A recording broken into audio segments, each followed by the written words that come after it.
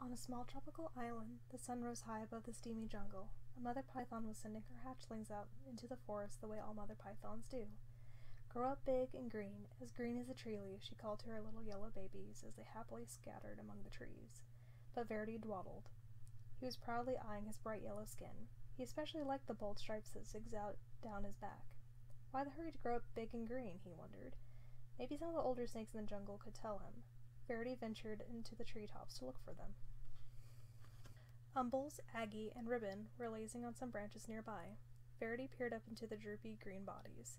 "It's not polite to stare," chided Aggie. Umbles burped and groaned. "It's taken nearly 4 weeks for that last lizard to digest. I surely do like lizards, but lizards don't like me." "Why don't lizards like you?" asked Verdi. "Don't interrupt," Umbles grumbled. "Dear me," whined Aggie. "If I don't shed soon, this itchy skin will drive me bananas." Verdi tapped a tune with his tail as he waited to speak. "Stop that, Verdi. It makes me nervous," Ribbon complained. "Besides, you'll never grow up to be properly green, always interrupting and constantly fidgeting." Verdi couldn't imagine being in such a hurry to be like them, and he really wanted to keep his sporty stripes. Hoping to find snakes that weren't so boring, Verdi slipped away. Dozer was snoring in a tree not far from the others. "Hello," said Verdi. "Do you want to climb trees with me?" "I'm tired," Dozy growled. "Go do a few laps around the jungle, okay?" Verdi's heart sank. Greens were not only lazy and boring, they were rude. At the top of a very tall tree, Verdi gripped one branch with his tail and another with his little snake jaws. "I will never be lazy, boring, or green," he thought. "I will jump and climb and keep moving so fast I will stay yellow and striped forever." Then Verdi let go. From a distance, the green watched. "Oh my," they chorused. Ribbon shook his head. "At this rate, he'll be lucky to make it to his first molt." Aggie nodded. "He's likely to put an eye out on a branch," Umbles moaned. "He may not live to turn green." But one day, Verdi's skin began to peel, revealing a pale green stripe stretching along his whole body. "Ah!" he gasped. "How can that be? I'm the speediest snake in the jungle, and I'm still turning green."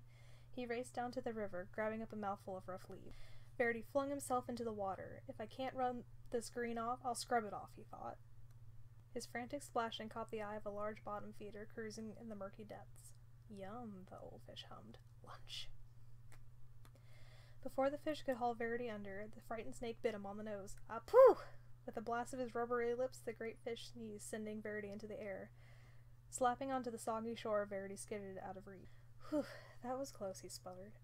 Every inch of his body was covered with wet, gloppy mud. Kind of lumpy, kind of brown. Sure beats green." He left the mud on. But the soft brown mud dried into a hard gray shell, and Verdi could barely move.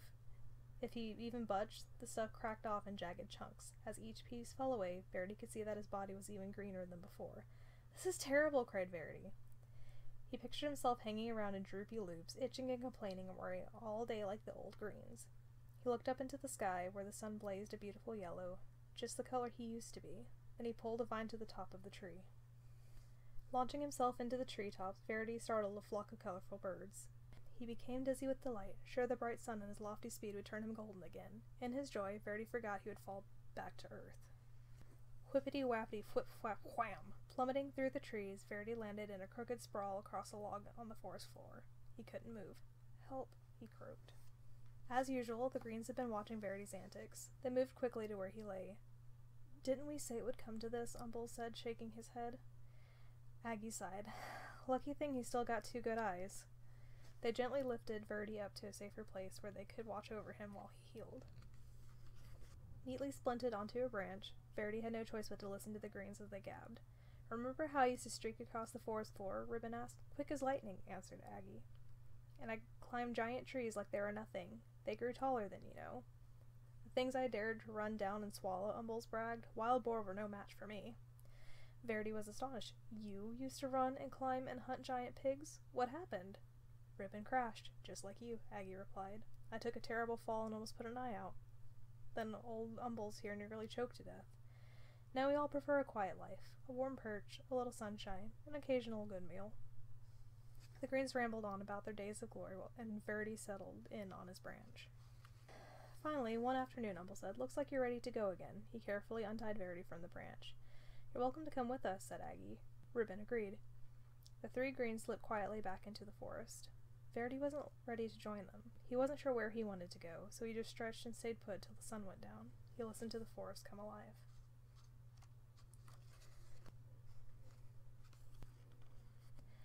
Time passed. The sun and moon took turns in the sky. Verdi marveled as the moon grew thinner every night, then he watched patiently as it slowly grew round again. He wondered why he hadn't noticed that before. Verdi became so green that he blended perfectly with the leaves. He was so still that the other creatures walked right by without even seeing him. One fine morning, as Verdi basked in the sunshine, 2 small yellow snakes approached. They tapped and fidgeted as they stared. "Get a load of that old green guy," one of them whispered. "Do you think he ever moves?" The other snickered. "I seriously doubt it."